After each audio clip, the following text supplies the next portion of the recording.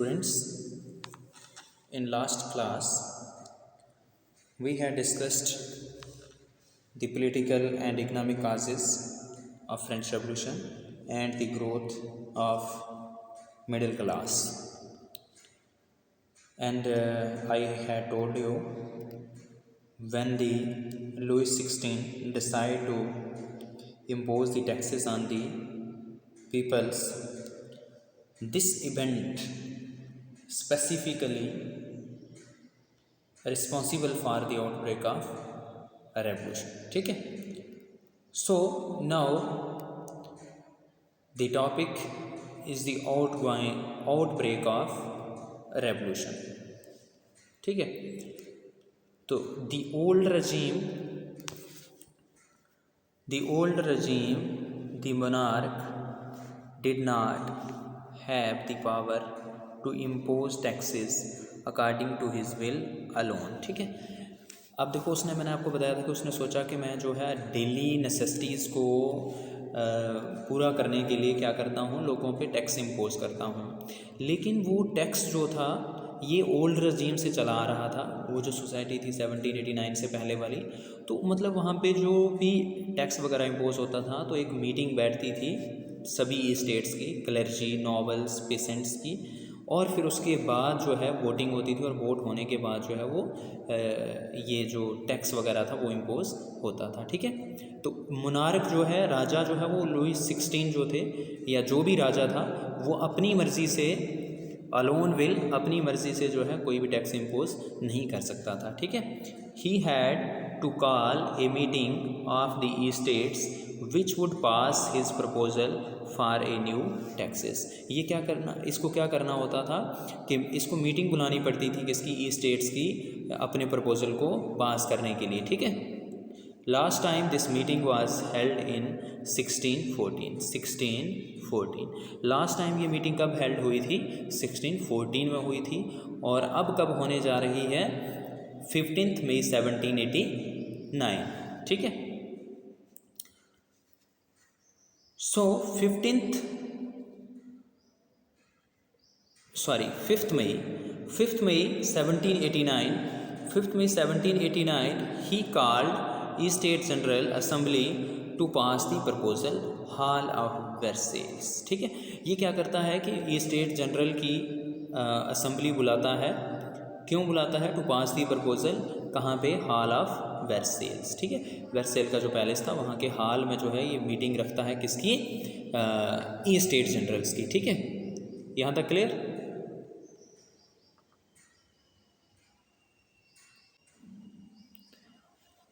ये देखो आपको दिख रहा है स्टेट जनरल्स. तो ये मीटिंग इस तरीके से जो है वो मीटिंग बुलानी पड़ती थी मोनार्किकल रूल को, राजा को. ये देखो स्टेट्स जनरल बैठे हुए हैं, और कोई भी प्रपोज़ल अगर पास करना होता तो इसी तरीके से मीटिंग बुला करके प्रपोज़ल जो है वो पास होता था. ठीक है. क्या होता था? Every state send their members. Her state जो हमने पढ़ी थी स्टेट्स, ठीक है, जैसे हमने पढ़ा था, फर्स्ट आपने पढ़ी थी क्लर्जी, है ना, फिर आपने सेकंड पढ़ी थी नॉबल्स, फिर आपने थर्ड पढ़ी थी, कौन सी पढ़ी थी आपने? पेसेंट्स. ठीक है. तो इन सब को क्या करना पड़ता था? अपने अपने मेंबर्स भेजने पड़ते थे प्रपोज़ल पास करने के लिए. ठीक है. तो इस बार भी क्या होता है कि states send their members, 300 from first clergy, 300 from second nobles, and 600 from the third state means patients. ठीक है. तो इतने मेंबर्स जो हैं वो हर स्टेट ने अपने अपने सेंड किए. ठीक है. Womens were denied, artisans and workers also. ठीक है. आर्टिसंस, वर्कर्स, वुमेन्स को डिनाई किया, इनकी पार्टिसिपेशन नहीं थी. ठीक है. But their grievances and demands were listed in some 40,000 letters representatives brought with them. ठीक है. लेकिन इनकी ग्रेवियंसेस, इनकी डिमांड्स को जो है इनके रिप्रेजेंटेटिव्स अपने साथ लाए थे. कितने लेटर्स लाए थे? 40,000 लेटर्स के साथ. ठीक है. यहाँ तक क्लियर हो गया सबको? Voting in past. वोटिंग किस तरीके से होती थी? ठीक है. कैसे होती थी, मतलब जैसे जब भी कोई प्रपोजल पास करना होता था तो मोनार्क जो है वो किस तरीके से वोटिंग करवाता था। तो each state had the one vote, ठीक है, ईच स्टेट मेंबर, ठीक है, each state had the one vote and again Louis 16 has determined to continue this practice. मतलब कि हर ई स्टेट का जो होता था एक वोट होता था, ठीक है, मतलब जितने मेंबर भेजे जाते थे।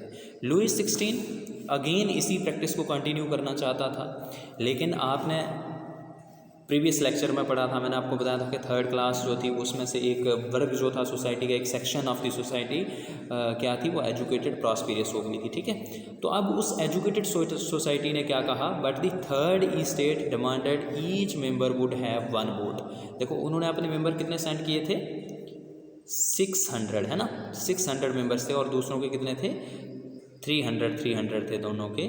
तो इनके 600 थे, तो इन्होंने क्या कहा कि भाई वोटिंग होगी लेकिन 1 पर्सन 1 वोट, ठीक है, कि हर मेंबर का एक वोट होगा।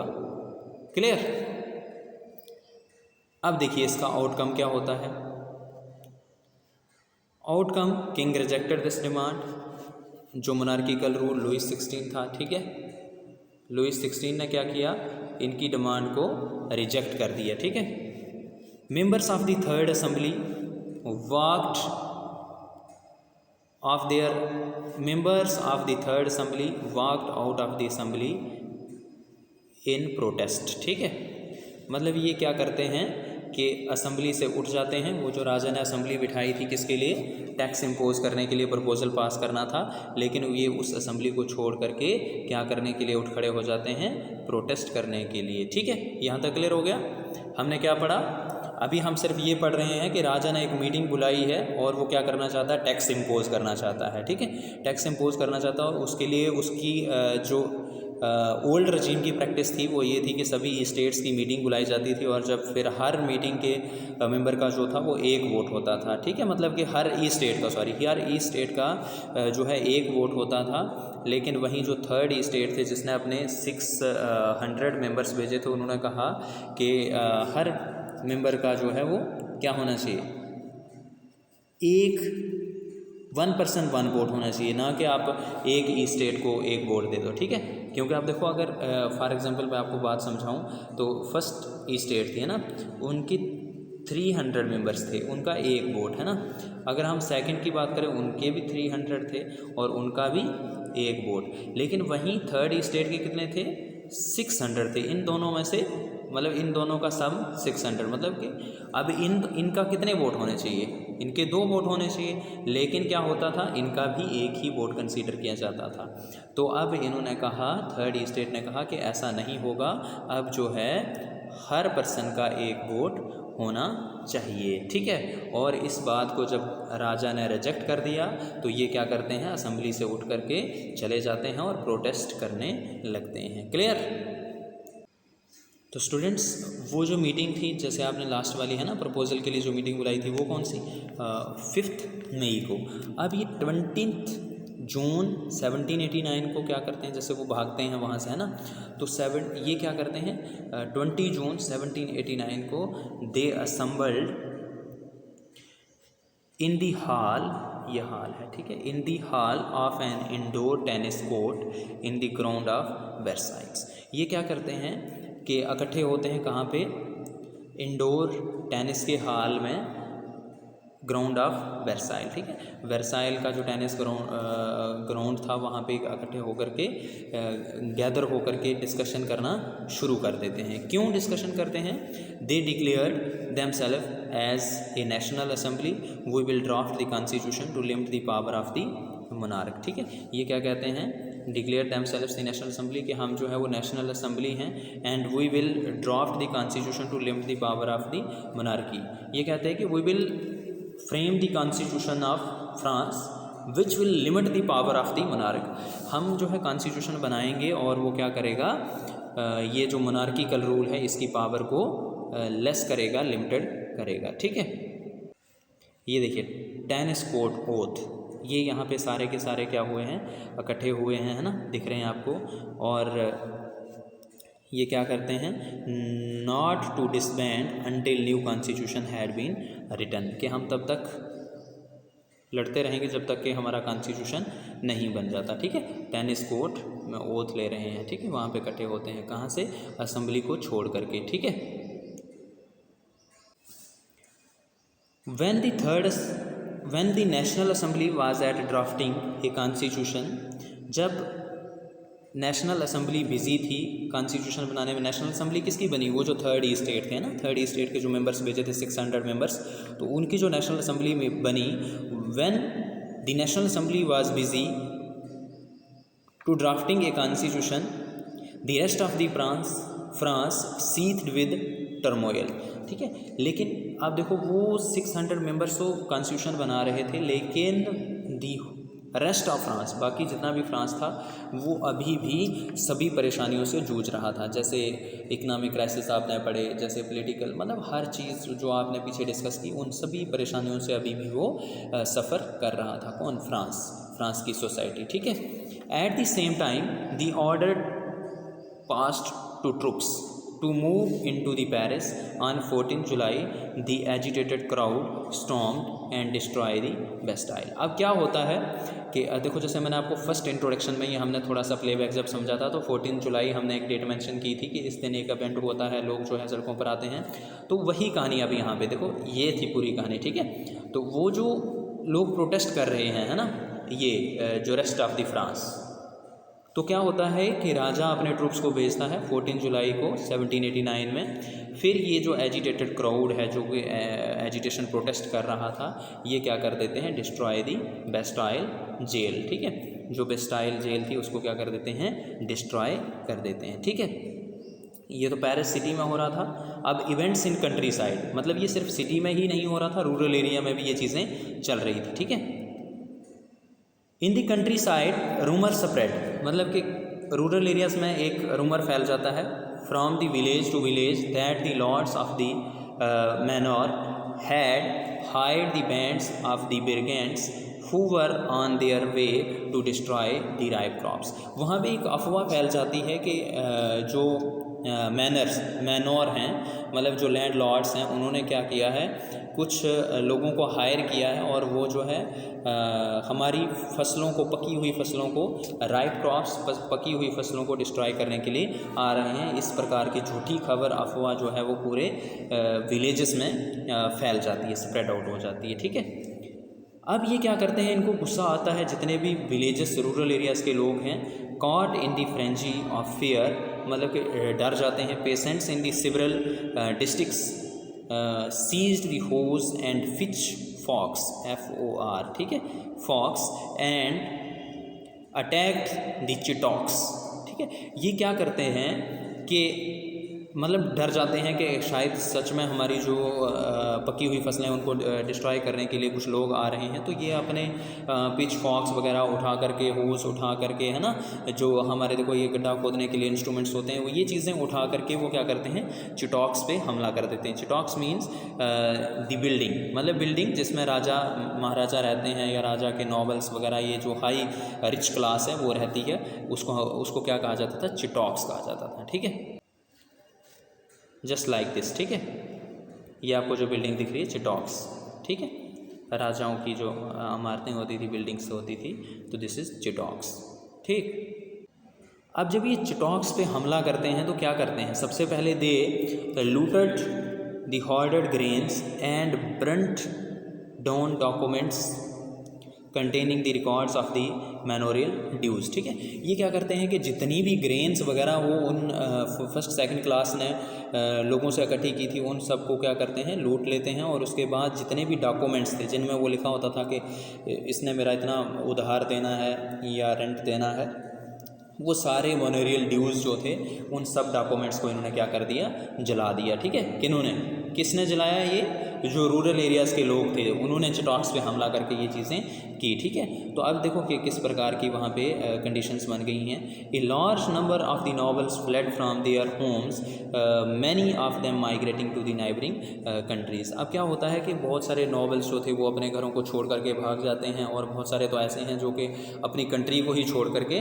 दूसरी कंट्री में चले जाते हैं। ठीक है, अब देखो जब राजा ये सब चीज़ें देख रहा था, और ये कौन कर रहा था, वो जो थर्ड ई स्टेट थी, वो जो 600 मेंबर्स भेजे थे जिस स्टेट ने, ई स्टेट ने, ठीक है, तो वो ये सारी चीज़ें कर रहे थे। जब राजा ने देखा कि अब ये मुझे नहीं सुन रहे हैं, मेरी बात नहीं मान रहे हैं, तो क्या किया उसने, faced with the power of his revolting subjects, जब उसने देखा कि मेरे खिलाफ इतने रिवोल्ट हो रहे हैं, है ना, तो उसने क्या किया, Louis 16 finally accorded the recognition to the national Assembly and adopt the constitution. उसने कहा भाई मैं तुम्हारी बात मान लेता हूँ और मैं आपके कॉन्स्टिट्यूशन को भी मान लेता हूँ। अब इसका रिजल्ट क्या होता है, आउटकम क्या होता है, जब देखो ये रिजल्ट उसने देखा ना सारी चीज़ें अपने खिलाफ हो रही हैं, तो राजा ने कहा भाई इतनी चीज़ें मेरे खिलाफ हो रही हैं तो फिर मेरी राजगद्दी बचने वाली नहीं है। उसने क्या किया, और उसने कहा कि तुम्हारी नेशनल असेंबली को मैं अडॉप्ट करता हूँ, तुम्हारे कॉन्स्टिट्यूशन को अडॉप्ट करता हूँ। देन क्या आउटकम निकलती है, ठीक है, नाइट ऑफ दी 4 अगस्त, है ना,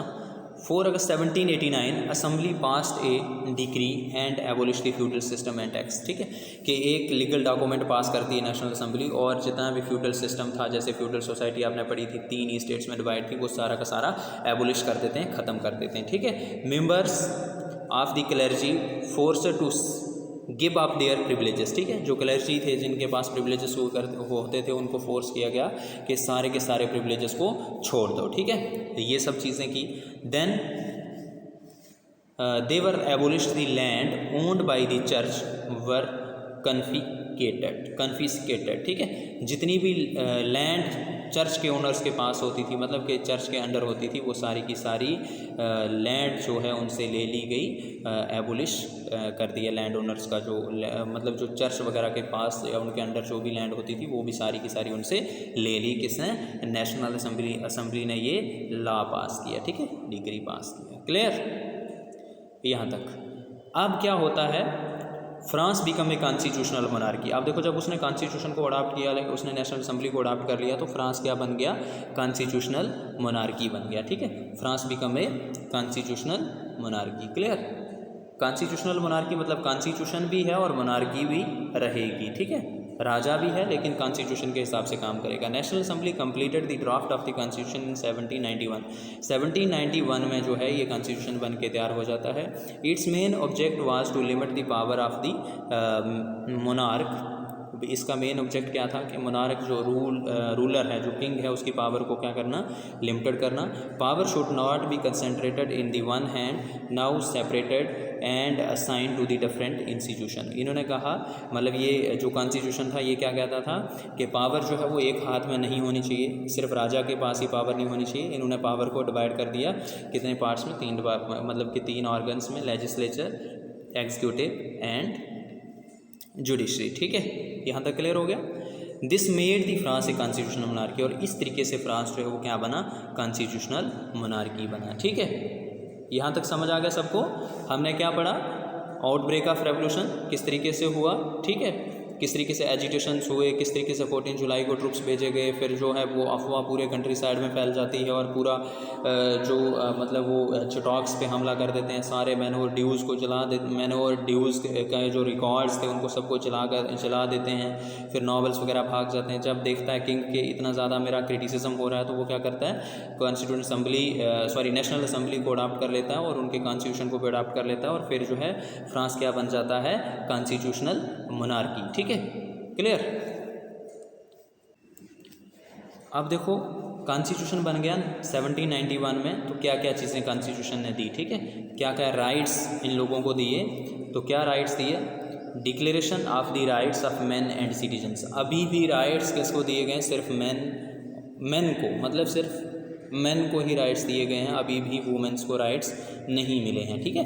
right as right to life, freedom of speech, freedom of opinion, equality before law, ठीक है, कि आपको राइट टू लाइफ भी है, राइट टू स्पीच बोलने का अधिकार, आपको अपनी व्यूज़ रखने का अधिकार, आपको इक्वलिटी बिफोर लॉ, कानून की नज़रों में सब बराबर हैं। ये सब राइट्स जो किसने प्रोवाइड किए, कॉन्स्टिट्यूशन ऑफ 1791 ने, ठीक है। These rights were natural and inalienable, ठीक है, कि ये राइट जो थे नेचुरल थे, इनलाइनेबल थे।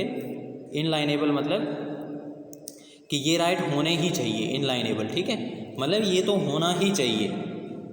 ये राइट्स मतलब एक ह्यूमन के लिए ज़रूरी है, ये होने ही चाहिए, नेचुरल राइट्स हैं, ठीक है। It was the duty of the state to protect them, और ये किसकी ड्यूटी थी? स्टेट की ड्यूटी थी कि इन राइट्स को प्रोटेक्ट करना, ठीक है। तो यहाँ तक आपको समझ आया, आई होप। फ्रांस अब क्या बन गया? कॉन्स्टिट्यूशनल मोनार्की बन गया, आउटब्रेक ऑफ फ्रेंच रेवोल्यूशन हो गया। तो ये हमने सारा का सारा डिस्कस किया। अब हम नेक्स्ट लेक्चर टुमारो स्टार्ट करेंगे, ठीक है। Thank you students.